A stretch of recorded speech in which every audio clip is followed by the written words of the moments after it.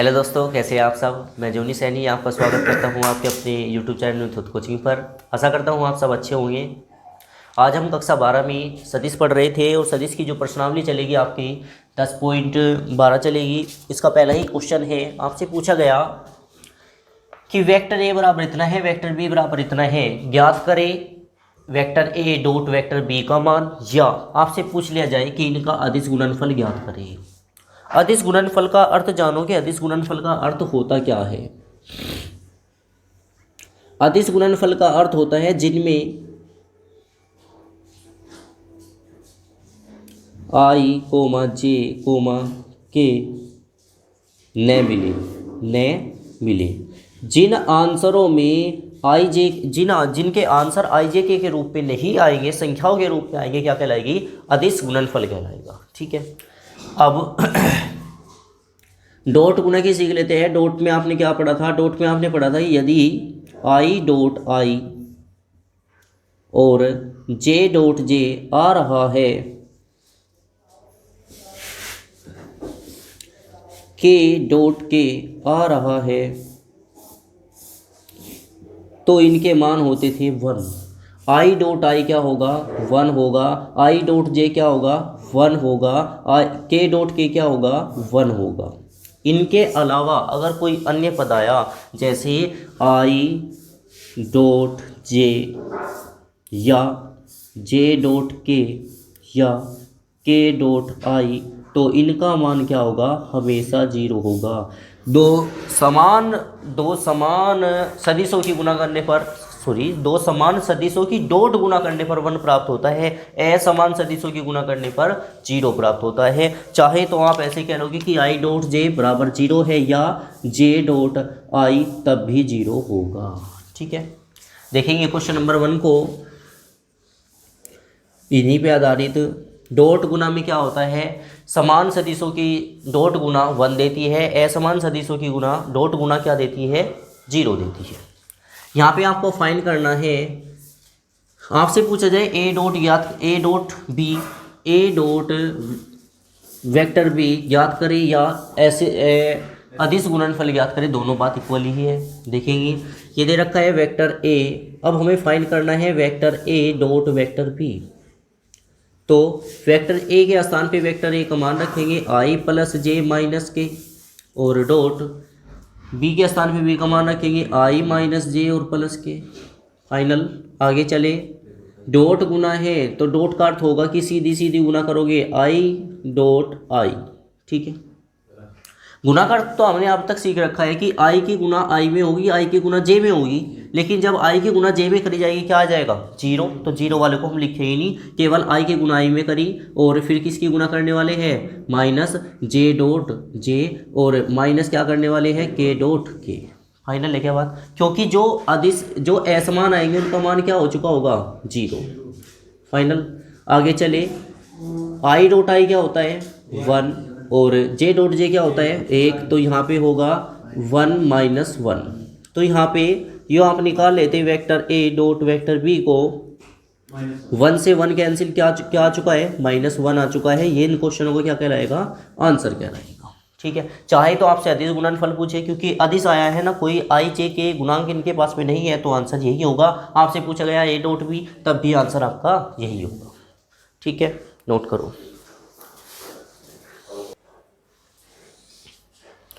तो इस प्रकार हमने क्वेश्चन नंबर जो आपका ये प्रश्नावली है, ये पेज नंबर आपको 233 पर मिलेगी। पेज नंबर कौन से? 233 पर। क्वेश्चन नंबर फर्स्ट को मैंने किया है। क्वेश्चन नंबर फर्स्ट का बी पार्ट भी यही है, और सेकंड में आपसे क्वेश्चन नंबर सेकंड में पूछा गया है 2 में अदिश गुणनफल ज्ञात करें। मैंने आपको सिखा दिया कि अदिश गुणनफल भी क्या होता है। तो अब इसी प्रकार हम देखने वाले हैं क्वेश्चन नंबर 3 को। क्वेश्चन नंबर 3 में लिखा हुआ है कि मान ज्ञात करें। आपको एक कंडीशन दे रखी है, आपको डॉट गुना लगा के दे रखी है, सीधी सीधे गुना करनी है। कैसे करोगे? आई की गुना इसमें करने वाले हैं, क्या होगा? 3 आई डॉट आई।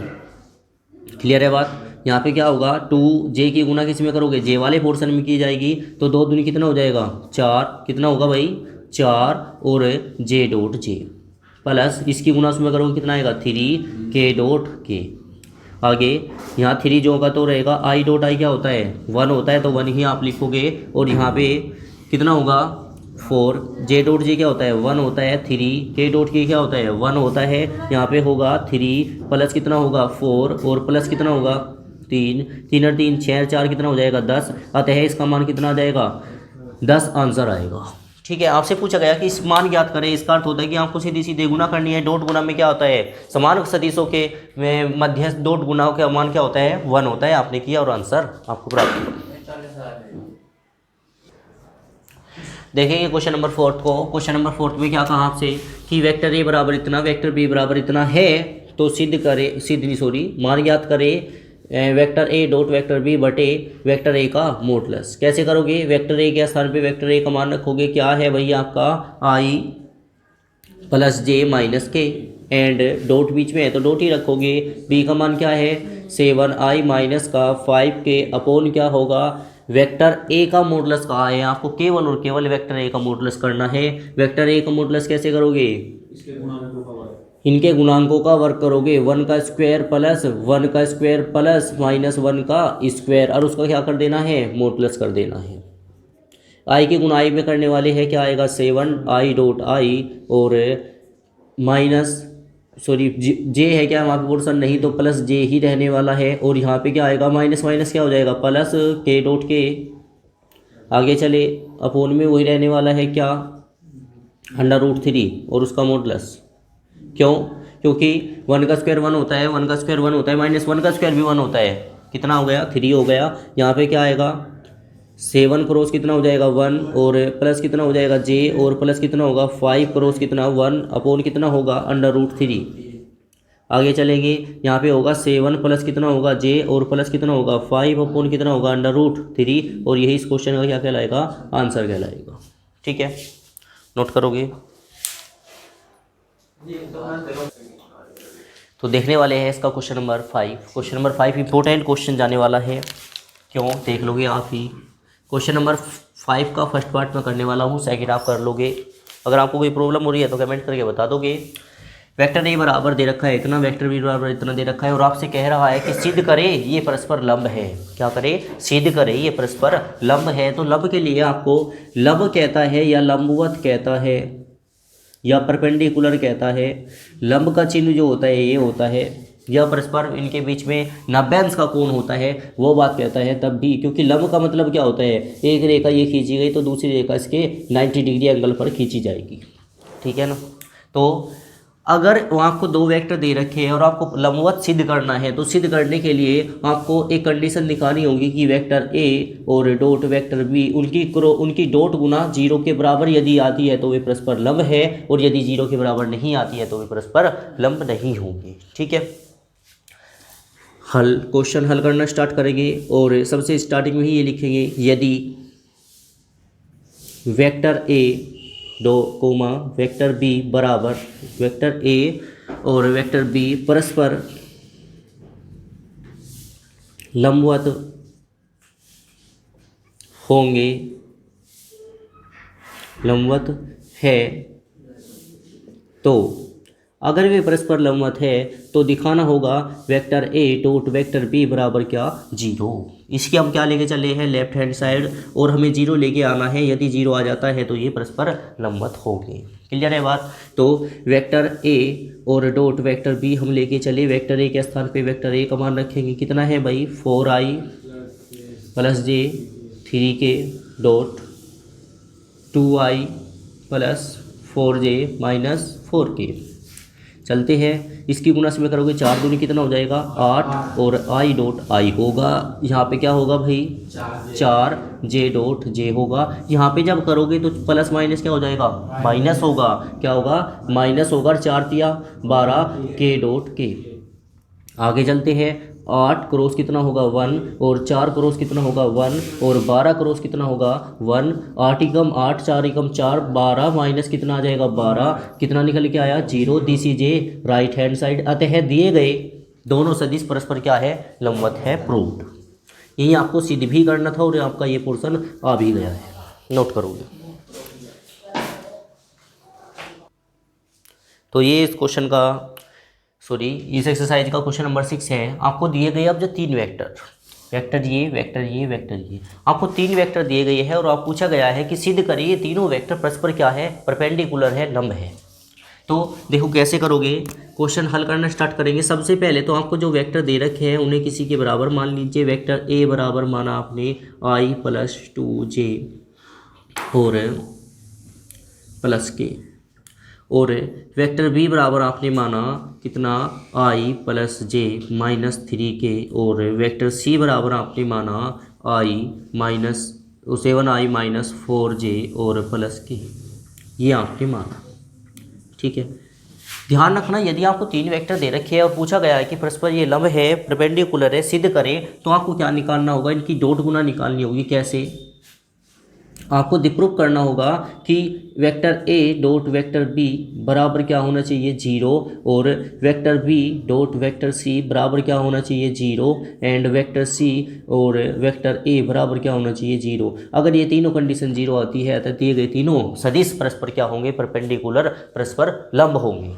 परस्पर इनके मध्य कितने अंश का कोण बनेगा, 90 अंश का कोण बनेगा, जो आपने थ्री डायमेंशन में पढ़ा भी है कि ये एक्स एक्सिस होता है, ये वाई एक्सिस होता है, एंड ये जेड एक्सिस होता है। इनके मध्य परस्पर कितने अंश का कोण होता है, 90 अंश का कोण होता है। 90 अंश का कोण होने का अर्थ होता है परस्पर लंबवत होंगे और परस्पर परपेंडिकुलर होंगे। ठीक है, अगर आप देखो ये एंगल 90 डिग्री का होता है, ये एंगल भी 90 डिग्री का होता है, और ये एंगल भी 90 डिग्री का होता है। ठीक है, तो यही आपको प्रूफ भी करना है कि ये परस्पर तीनों जो वेक्टर है, या एक्स एक्सिस, वाई एक्सिस और जेड एक्सिस है, इसी कारण क्या होंगे, ये परस्पर लंबवत होंगे। तो आपको निकालना है, तब आपको दिखाना है कि a डॉट b बराबर क्या आने वाला है, 0। a की जगह a का मान रखेंगे i + 2j और +k, डॉट j की जगह j का मान रख, सॉरी b की जगह b का मान रखेंगे, क्या है, i + j और -3k। ठीक है, ऐसे ही गुणा करनी है जैसे आपने सीखा था। डॉट गुना में क्या आएगा, इसके गुना से में करोगे i डॉट i, यहाँ पे क्या होगा 2j डॉट j, यहाँ पे होगा 3k dot k। i cross i का मान 1 होता है, j डॉट j का मान 1 होता है, और इसका मान क्या होगा 3 क्रॉस 1। यहाँ पे क्या होगा 2 एकम 2 और 1 कितना होगा 3, 3 - 3 अर्थात a डॉट b का मान कितना आ चुका होगा भाई, 0। जब ये 0 आया तो बस यही आपको प्रूफ भी करना था और निकालना भी यही था कि a डॉट b निकल के 0 आ जाए। ठीक है, बिल्कुल सेम प्रोसीजर आप करने वाले हो b डॉट c के साथ। b डॉट c के साथ करेंगे, इनकी गुना दिखाएंगे। कहाँ पे है b, ये रहा, क्या है i + j -3k, और डॉट c का मान रखेंगे 7i - 4j और +k। ठीक है, b इनका भी आंसर आपको पता है क्या आना है, 0 आना है। देखेंगे कैसे, इसकी गुना से में कर रहे हो, क्या आएगा 7i डॉट i, इसकी गुना से में करोगे क्या आएगा 4j × j, और यहाँ क्या आएगा 3k डॉट k। तो वेक्टर बी सी यहाँ पे आने वाला है 7, वहाँ पे आना है 4, यहाँ पे आना है 3, क्योंकि भाई i डॉट i का मान 1 होता है, 1 क्रॉस 7 7 होगा, और यहाँ पे क्या होगा b डॉट सी का मान कितना आ चुका होगा, 0।